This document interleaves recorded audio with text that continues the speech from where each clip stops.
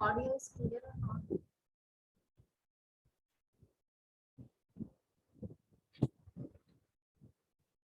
Audio is clear or not?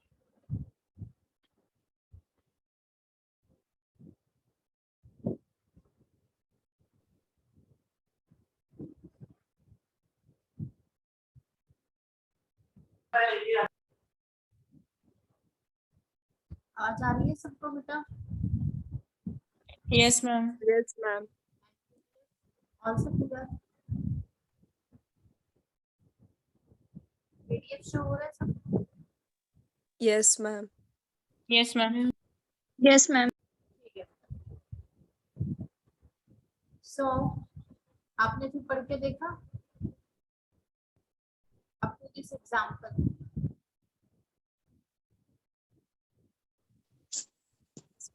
पढ़ के देखा बेटा? Yes, ma'am. बेटा इसकी प्रैक्टिस करते रहिए साथ साथ जब भी आपको टाइम मिलता है। वैसे डेली भी आप टाइम निकाल सकते हैं, तो ज्यादा इतना बड़ा मतलब सिलेबस है ही हमारा इस पेपर का, और बहुत ही छोटे छोटे टॉपिक्स, प्रॉपर टाइम निकाल के इसको रिवाइज करते रहिए साथ साथ। तो आज हम नेक्स्ट टॉपिक स्टार्ट करने जा रहे हैं। अब हम सम इम्पोर्टेंट रिजल्ट देखेंगे प्रोबेबिलिटी के ऊपर। ठीक है बेटा, प्रोबेबिलिटी के बारे में पढ़ रहे हैं तो कुछ उसके इम्पोर्टेंट रिजल्ट को हम स्टडी करेंगे। बेसिकली ये ओवरव्यू है सभी रिजल्ट्स का। ठीक है, पहला क्या रिजल्ट है कि कोई ट्रायल हो रहा है। ठीक है, उस ट्रायल के अंदर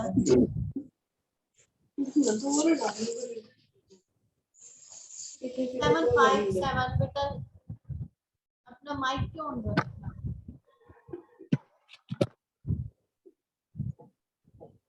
सो किसी ट्रायल के अंदर कोई इवेंट होती है, उस इवेंट की होने की प्रोबेबिलिटी को हम पी कंसीडर कर लेते हैं, कैपिटल पी। कितने एक्सपेक्टेड नंबर ऑफ टाइम्स होंगे वो इवेंट होगी एन ट्रायल के अंदर। पी तो उस इवेंट की प्रोबेबिलिटी है जब एक ट्रायल हो रहा है। ट्रायल एन परफॉर्म किए जाएं तो कितने नंबर ऑफ टाइम वो इवेंट परफॉर्म होगी, वो होगा आपका n times of the probability of an event which takes place in one trial. ठीक है बेटा, voice is not clear?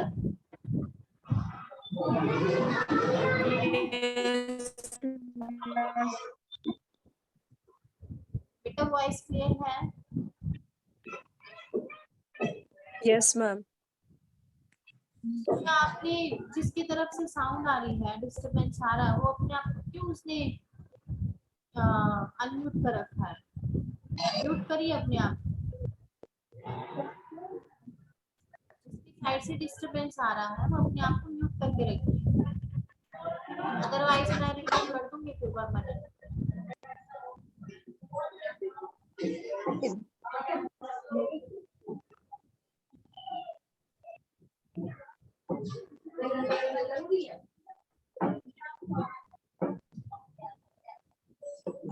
Ritu का माइक ऑन है मैम। हाँ रितु गई अब नहीं आएगी आवाज। ठीक है, तो यदि ये तो पी उस इवेंट की प्रोबेबिलिटी थी जब एक ट्रायल हो रहा था, तो जब एन ट्रायल होंगे, ठीक है, तो कितने नंबर ऑफ टाइम वो इवेंट परफॉर्म होगी, वो होगा एन टाइम्स पी। पी क्या है, उस इवेंट की प्रोबेबिलिटी जो एक ट्रायल में हो रही थी। ठीक है बेटा, फर्स्ट पॉइंट सबको क्लियर है? क्लियर है यस बेटा? मैम। मतलब जितने yes number of ma'am. Time trial होगा उससे मल्टीप्लाई हो जाएगा। ठीक है, एक इवेंट के एक ट्रायल के अंदर उस इवेंट की होने की प्रोबेबिलिटी के साथ। नेक्स्ट रिजल्ट क्या है, कोई इवेंट हो रही है तो उस इवेंट के होने की प्रोबेबिलिटी क्या मान ली हमने, स्मॉल पी कंसीडर कर ली या कैपिटल पी भी आप मान सकते हैं। तो उस इवेंट के ना होने की, फेलियर की प्रोबेबिलिटी क्या होगी, आपको मैंने बताया था इवेंट के होने की प्रोबेबिलिटी मान ली पी और इवेंट के नॉन अकरेंस की प्रोबेबिलिटी मान ली क्यू। टोटल सम किसके इक्वल होता है, 1 के इक्वल होता है। वन। हाँ, तो यदि हमें अकरेंस की या नॉन अकरेंस की प्रोबेबिलिटी पता है तो हम दूसरी इवेंट की प्रोबेबिलिटी निकाल सकते हैं। जैसे यदि हमें अकरेंस की पता है तो हम नॉन अकरेंस की प्रोबेबिलिटी निकाल सकते हैं, नॉन अकरेंस की पता है तो अकरेंस की प्रोबेबिलिटी निकाल सकते हैं। We know that the total sum of the probability is equal to 1. Clear है? फिर उसके बाद थर्ड रिजल्ट क्या आता है, देखिए कोई इवेंट हो रही है, जो पहली इवेंट हो रही है उसकी प्रोबेबिलिटी है आपकी P1, ठीक है, और दूसरी एक और इवेंट हो रही है जो कि पहले वाले से इंडिपेंडेंट है, उसकी प्रोबेबिलिटी क्या है P2। मतलब जो सेकंड इवेंट है वो फर्स्ट इवेंट पे डिपेंड नहीं करती है, और दोनों की इंडिविजुअल प्रोबेबिलिटी क्या है, पहले की P1 है फर्स्ट इवेंट की एंड सेकंड इवेंट की P2 है। तो दोनों की दोनों इवेंट साइमल्टेनियसली हो, टुगेदर परफॉर्म हो, तो उसकी प्रोबेबिलिटी क्या होगी, दोनों का प्रोडक्ट होगा। यहाँ पे कौन सी थ्योरम अप्लाई हो रही है बेटा, एडिशन थ्योरम या मल्टीप्लिकेशन थ्योरम या मल्टीप्लिकेशन। मल्टीप्लिकेशन थ्योरम है, क्योंकि दोनों की दोनों इवेंट कैसे है, इंडिपेंडेंट है, और कैसे हो रही है, इकट्ठी हो रही है, टुगेदर हो रही है, साइमल्टेनियसली हो रही है। क्लियर है? Yes ma'am. नेक्स्ट रिजल्ट क्या है, कोई फर्स्ट इवेंट हो रही है फिर से उसकी प्रोबेबिलिटी P1 है, सेकंड इंडिपेंडेंट इवेंट इसी तरह से हो रही है, second third fourth up to nth event तक, ठीक है, तो प्रोबेबिलिटी सभी इवेंट की टोटल प्रोबेबिलिटी क्या होगी, मतलब सबका प्रोडक्ट होगा, सबकी प्रोबेबिलिटी का प्रोडक्ट होगा, लास्ट में कौन से इवेंट की प्रोबेबिलिटी आएगी, जो इवेंट nth टाइम हुई थी। ठीक है, बेसिकली जो फोर्थ रिजल्ट है थर्ड रिजल्ट से रिलेटेड है। थर्ड रिजल्ट के अंदर तो दो इवेंट हो रही थी इंडिपेंडेंट, और यहाँ पे कितनी इवेंट हो रही है, nth इवेंट हो रही है, तो जो टोटल प्रोबेबिलिटी होगी सभी इवेंट की वो क्या होगा, इंडिविजुअल इवेंट की प्रोबेबिलिटी का प्रोडक्ट के इक्वल होगा। क्लियर है? ठीक है बेटा? Yes ma'am. हाँ यस ठीक मैम। है। आफ्टर दैट हम फिफ्थ पॉइंट पे मूव करते हैं। The number of ways in which undistinguishable object can be arranged in order is, हमारे पास कितने ऑब्जेक्ट हैं, n है, और सारे के सारे ऑब्जेक्ट कैसे हैं, डिस्टिंग्विशेबल हैं।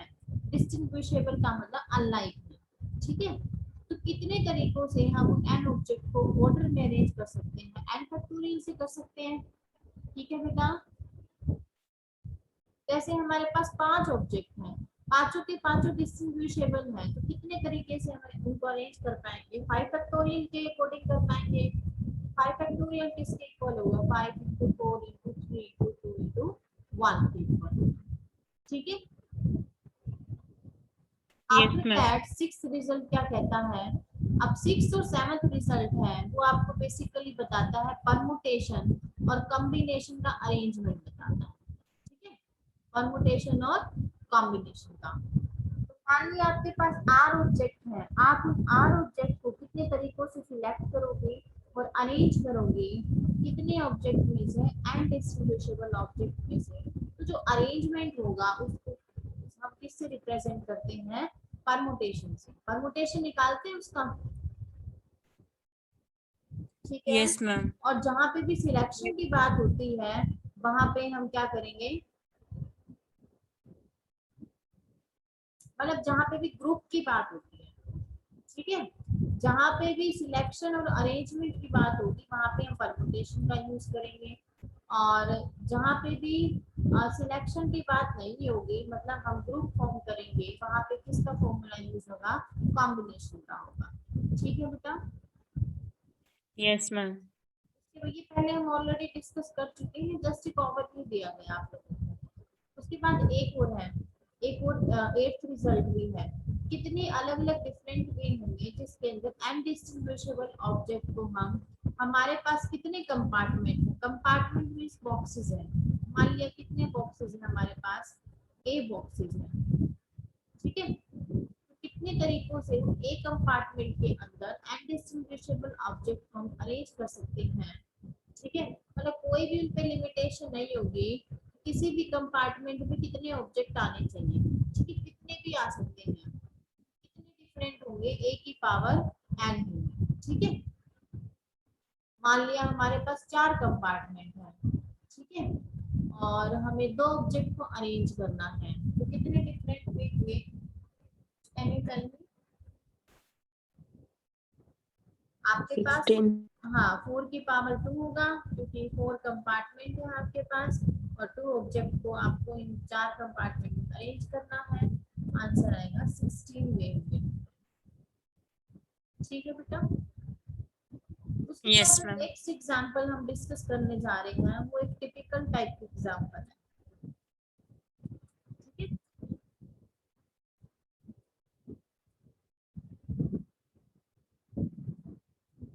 देखिए, 5 marksmen shoot simultaneously at the target। 5 marksman है, साइमल्टेनियसली मतलब इकट्ठे शूट करते हैं किसी टारगेट पर, उनका कोई एक टारगेट है उस पर शूट करने लगातार इकट्ठे, and the probability for each of them to hit the target is 1/3। और पांचों के पांचों उस टारगेट को हिट करे उसकी क्या प्रोबेबिलिटी है, 1/3। आपको प्रोबेबिलिटी निकालनी है कि 5 में से कम एक मार्क्समैन उस टारगेट को हिट करे। एटलीस्ट का मतलब है कम से कम एक तो होना ही चाहिए, ठीक है, एक से ज्यादा भी हो सकते हैं, ठीक है। एटलीस्ट का यहाँ पे मतलब होगा कि कम से कम 1 मार्क्समैन तो उस टारगेट को हिट करेगा ही करेगा, एक से ज्यादा भी हो सकते हैं, उसकी प्रोबेबिलिटी निकालनी है, ठीक है। तो एक बात बताइए, जब भी ऐसे टाइप का क्वेश्चन होगा कि जहाँ पे भी एटलीस्ट आएगा, मतलब एटलीस्ट का केस, ठीक है, वहां पे आप सबसे पहले किसकी प्रोबेबिलिटी निकालोगे कि जो मार्क्समैन है उस टारगेट को मिस कर जाए। यहाँ पे किसकी प्रोबेबिलिटी पूछी है, उस टारगेट को हिट कर जाए, एटलीस्ट 1। जब भी एटलीस्ट का केस होगा तो वहां पे सबसे पहले आप उसके मिसिंग की प्रोबेबिलिटी निकालोगे कि वो उस टारगेट को हिट करने से मिस हो जाए। आफ्टर दैट आपको पता है टोटल प्रोबेबिलिटी 1 होती है, हिट करने की प्रोबेबिलिटी प्लस में हिट ना करने की प्रोबेबिलिटी, मतलब उसको मिस करने की प्रोबेबिलिटी इक्वल्स टू 1 होती है। यदि आपको उस टारगेट को मिस करने की प्रोबेबिलिटी पता है तो आप ऑटोमेटिकली हिट करने की कैसे निकालोगे, 1 माइनस में प्रोबेबिलिटी ऑफ उस टारगेट को मिसिंग की प्रोबेबिलिटी, वो उस टारगेट को हिट ना करता। क्लियर है मैं क्या कहना चाह रही हूँ यहाँ पे। Yes ma'am. हाँ, जब भी एटलीस्ट का केस होगा, क्वेश्चन के अंदर देख लेना, जब भी केस ऑफ एटलीस्ट होगा तो आप जैसे यहाँ पे हिटिंग की पूछी है तो इसका अपोजिट निकालोगे, पहले उस टारगेट को मिस करने की प्रोबेबिलिटी निकालो, ठीक है। सबसे पहले हर एक मार्क्समैन टारगेट को मिस करे उसकी क्या प्रोबेबिलिटी होगी, हर एक मार्क्समैन उस टारगेट को हिट करता है उसकी तो क्या प्रोबेबिलिटी है, 1/3 है बेटा। ईच मार्क्समैन 1/3 है बेटा। Yes ma'am.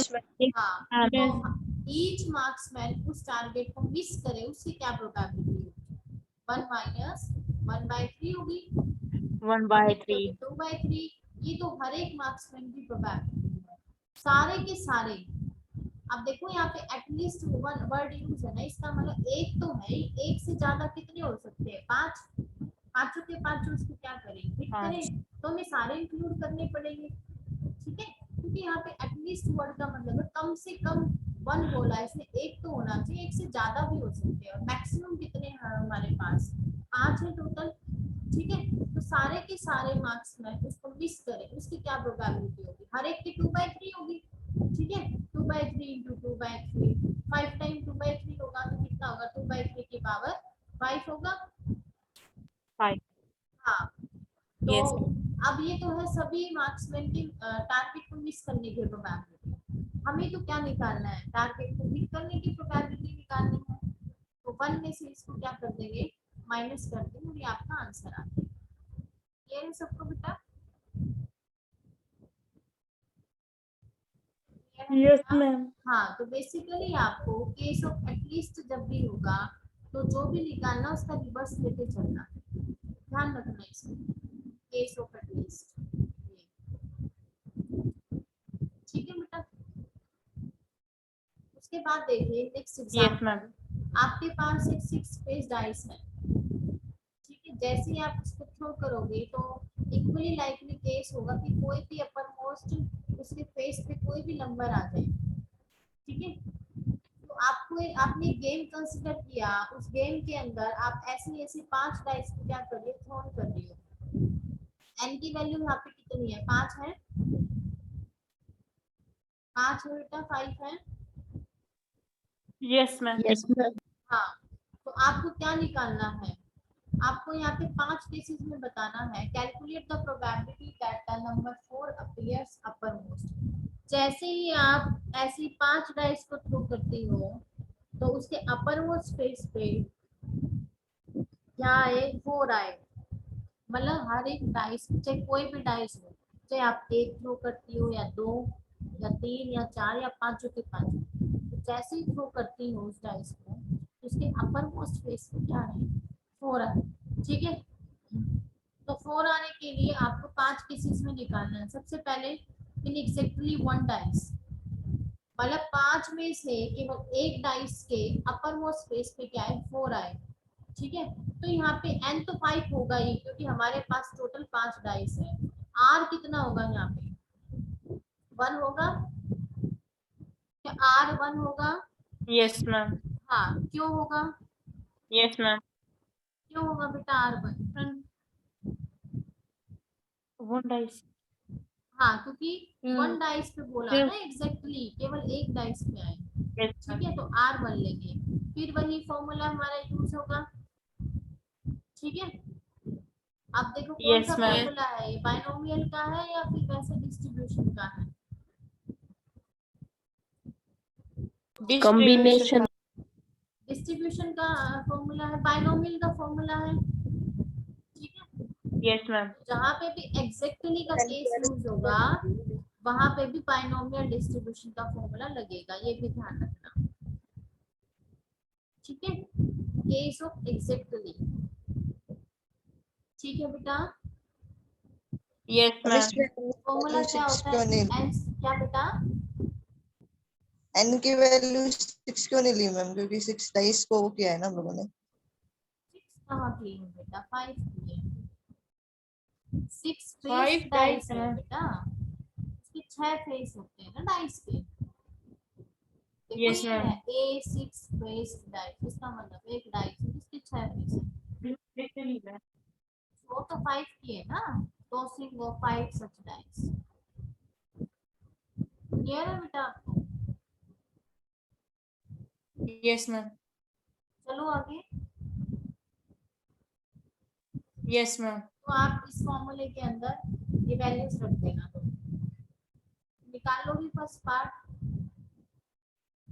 yes ma'am second part के अंदर कितनी डाइस हैं, एक 5 में से 2 डाइस पे आपका 2 5 आए, यदि 2 पे 5 आता है तो बाकी 3 पे कुछ नहीं आता, क्योंकि आप ऐसी ऐसी 5 डाइस थ्रो कर रही हो ना बेटा, तो आपको दोनों केस लेके चलने पड़े, यहाँ बाइनोमियल का, बाइनोमियल क्यों लेके चले हो, क्योंकि टोटल तो आप 5 टॉस कर रही हो, ठीक है। अब 5 में से कह रहा है कि एक पे आए 4 अपर मोस्ट फेस पे, 2 डाइस के अपर मोस्ट फेस पे 4 आए, तो बाकी 3 भी तो हमें लेनी चलेगी ना फॉर्मूले के अंदर, गेम तो गेम के अंदर तो सारी डाइस हो रही है, सारी डाइस फेंकी जा रही है 5 के 5, ठीक है। तो इसलिए हम बाइनोमियल डिस्ट्रीब्यूशन का फॉर्मूला यूज कर रहे हैं, क्योंकि यहाँ पे दोनों इंक्लूड है, ठीक है। देखो ये यही तो बताता है ना, दोनों चीजें इंक्लूड है। तो यहाँ पे आर की वैल्यू 2 होगी, निकाल लो भी इसको भी, ठीक है बेटा। Yes, ma'am. नेक्स्ट पार्ट में क्या है, in exactly Yes, 5 ma'am. Dice, 5 की 5 डाइस पे आपका क्या आ जाए, अपर मोस्ट स्पेस पे 4 आ जाए, तो एल Uppermost. भी 5 होगा और आर भी कितना होगा, यहाँ पे आर आएगा, करेक्ट कर देना, आर भी कितना होगा, 5 होगा, ठीक है। एन 5 आर 5 एस कितना Yes. होगा, एस कितना होगा बेटा,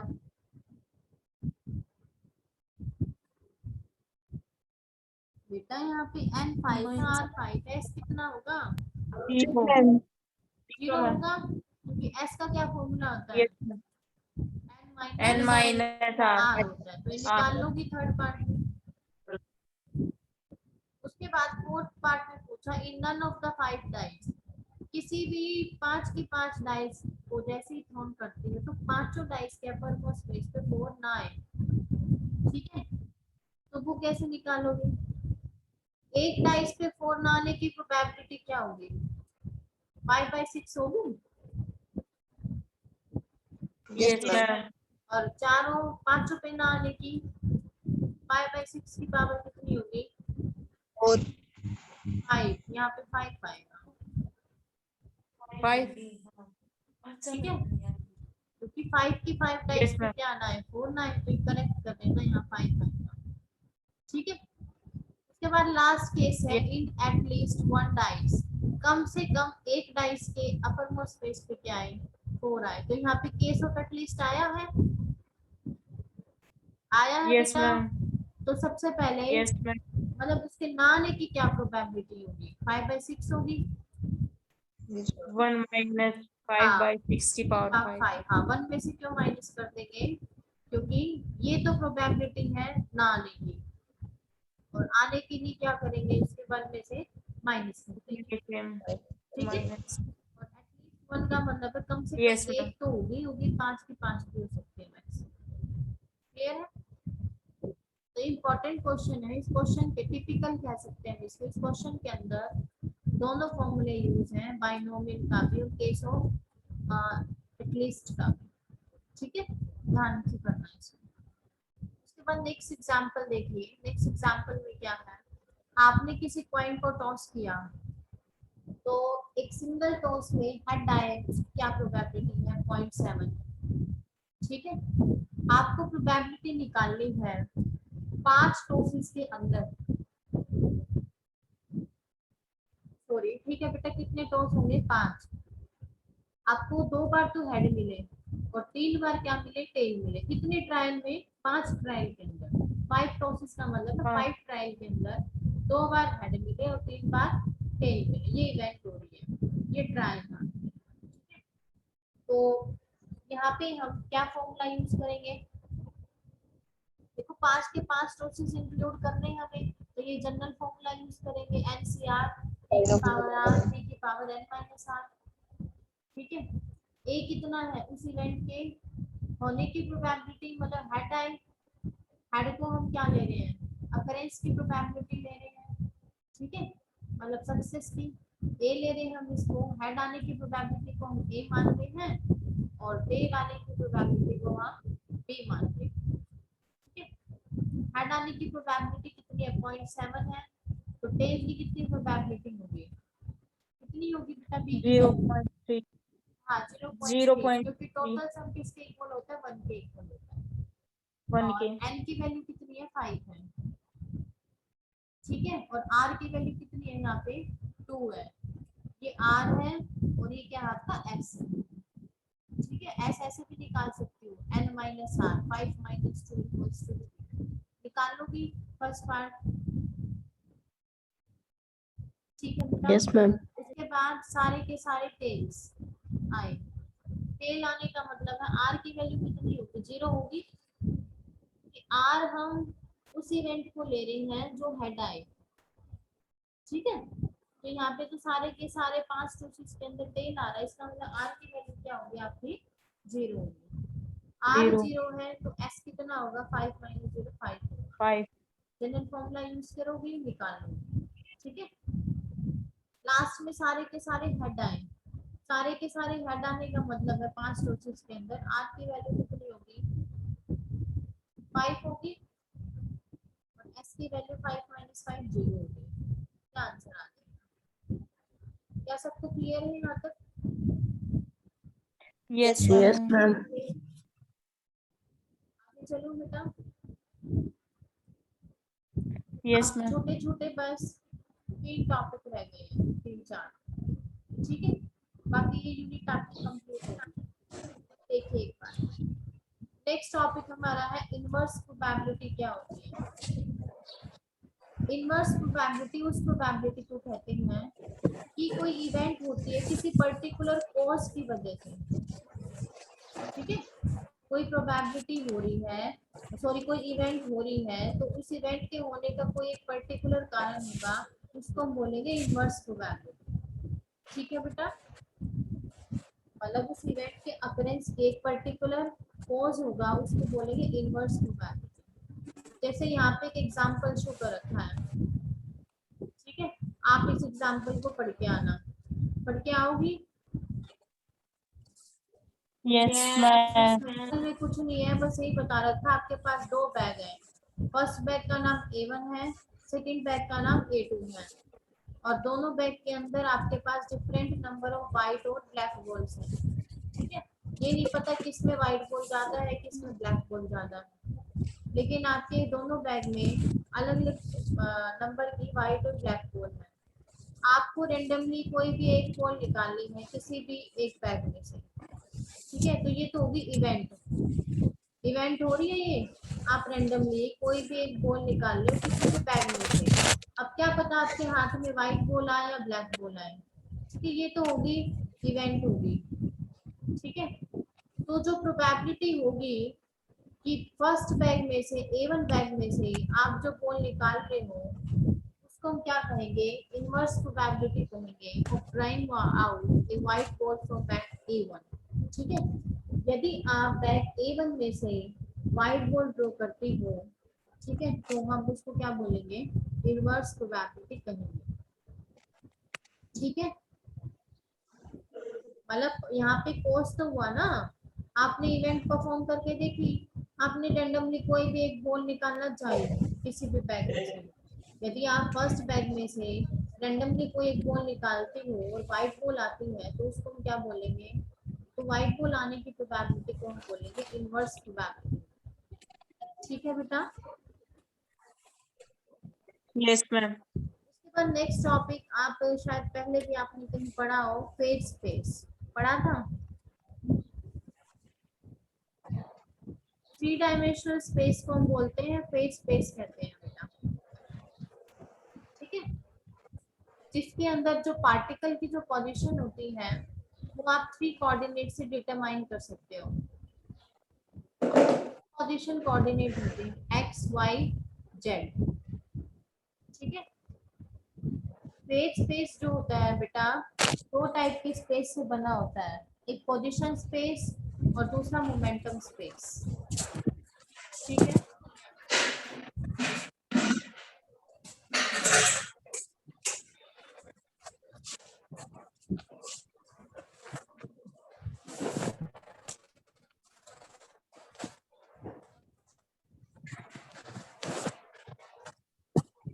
पोजीशन स्पेस प्लस में मोमेंटम स्पेस।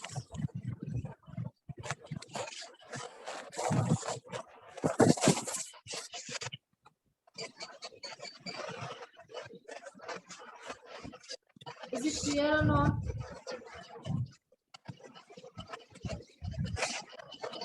क्लियर है बेटा? हाँ, तो फेज स्पेस जो है आपका 2 टाइप की स्पेस से कंपोज होगा, पोजीशन स्पेस और momentum space.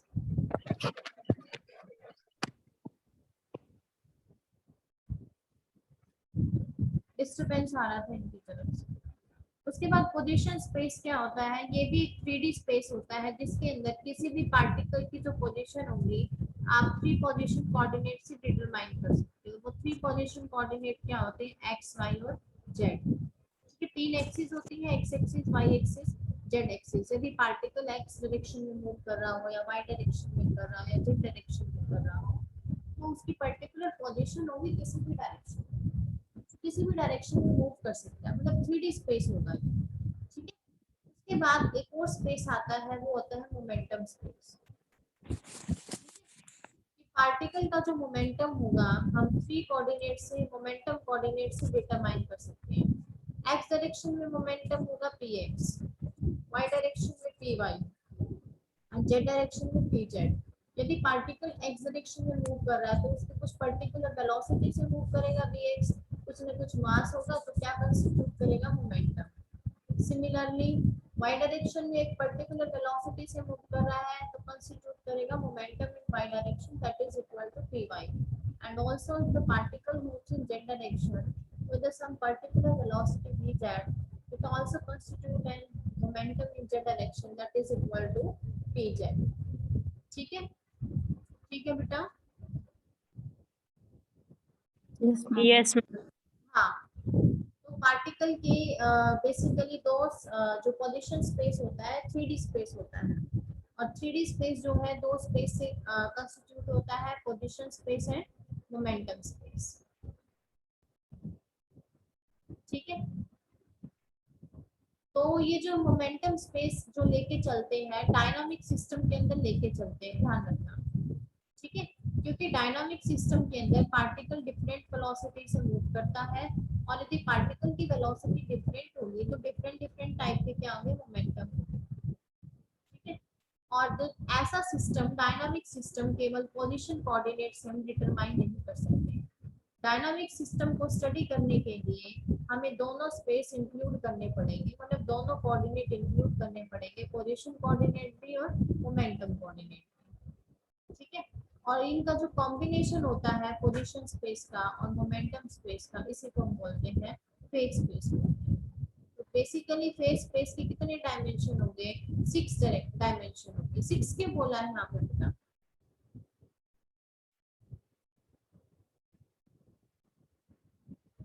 can you tell me why 6 dimension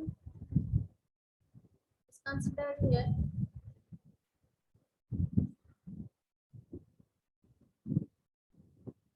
बता सकते हैं बेटा? एक्स वाई जेड, फिर X Y Y Z Z X. आगे की 3 पोजीशन कोऑर्डिनेट होंगे और 3 मोमेंटम कोऑर्डिनेट। ठीक है, 3 position coordinate X Y Z होंगे, 3 momentum coordinate P X P Y P Z होंगे। तो टोटल कितने डायमेंशन होंगे फेज स्पेस में, 6 डायमेंशन। ठीक है बेटा, और ये हम स्टडी करते हैं कौन से सिस्टम के अंदर, डायनामिक सिस्टम के अंदर। ठीक है, ध्यान रखना, इसमें आपकी जो थिंग्स होंगी मूवेबल होंगी। ठीक है, स्टैटिक नहीं होगा। उसके बाद लास्ट टॉपिक यही है, स्टैटिक एंड डायनामिक सिस्टम इस यूनिट का क्या होता है। एक तो ये आपका HW है, आप इसको रीड आउट करके आएंगे इस टॉपिक। ठीक है, मैं थोड़ा सा इंट्रोडक्शन दे देती हूँ ताकि यूनिट यहाँ पे कंप्लीट हो जाए। स्टैटिक सिस्टम कौन सा होता है, यदि सिस्टम के पार्टिकल 1 माइक्रो स्टेट से दूसरी माइक्रो स्टेट में मूव ना करें बिना एक्सटर्नल कॉज के। ठीक है, विदाउट एनी एक्सटर्नल कॉज जो सिस्टम के जो पार्टिकल होंगे एक माइक्रो स्टेट से दूसरी माइक्रो स्टेट में मूव ना कर पाए। ठीक है, जैसे एग्जांपल है, जब आप किसी कॉइन को टॉस करती हो तो वो पर्टिकुलर मैनर में फॉल होगा और उसी तरह रहेगा। कॉइन को टॉस करने के बाद या तो हेड आएगा, हेड आते ही वो नीचे गिर जाएगा, उसी पोजीशन पे रहेगा, वो चेंज नहीं करेगा। यूं तो थोड़ी ना कि एक बार हेड आ गया फिर वापस से पलट के टेल आ जाएगा। ठीक है, क्लियर है स्टैटिक सिस्टम? Yes, ma'am. हाँ, सिमिलरली जब आप डाइस को थ्रोन करती हो तो कोई भी एक अपर मोस्ट फेस पे कोई एक नंबर आएगा, ये थोड़ी ना कि एक आके फिर दूसरा बदल जाएगा। ठीक है, कोई डिस्टरबेंस नहीं होगी जब तक हम जैसे मैंने कॉइन को टॉस किया और हेड आया, जब तक मैं बाहर से कुछ एक्सटर्नल फोर्स ना लगाऊंगी तो वो जो स्टेट होगी वो चेंज थोड़ी ना करेगा, ठीक है, अपने आप तो चेंज नहीं होगा। ऐसे सिस्टम को हम बोलेंगे static system. Similarly dynamic system इसका रिवर्स है। इसके अंदर सिस्टम के पार्टिकल मूव करेंगे जब सिस्टम एक माइक्रोस्टेट से दूसरे माइक्रोस्टेट की तरफ मूव करेगा, ठीक है। इसका बेस्ट एग्जांपल है जो गैसीय सैंपल होता है वो डायनामिक सिस्टम होता है, क्योंकि गैस के अंदर मॉलिक्यूल्स जो होते हैं वो रैंडमली क्या करते रहते हैं, मूव करते रहते हैं, एक दूसरे को कोलाइड करते रहते हैं। अच्छा, वो रैंडमली मूव करेंगे तो अपना पोजीशन कोऑर्डिनेट भी चेंज करेंगे, मोमेंटम भी करेंगे और एनर्जी भी चेंज करेंगे, ठीक है बेटा, क्लियर है सबको? Yes, ma'am. हाँ, लास्ट वाला टॉपिक एक बार आज आप खुद रीड करके आएंगे क्योंकि टाइम आउट हो गया है, होने ही वाला है, ठीक है। बाकी मैं कल एक्सप्लेन कर दूंगी एक बार।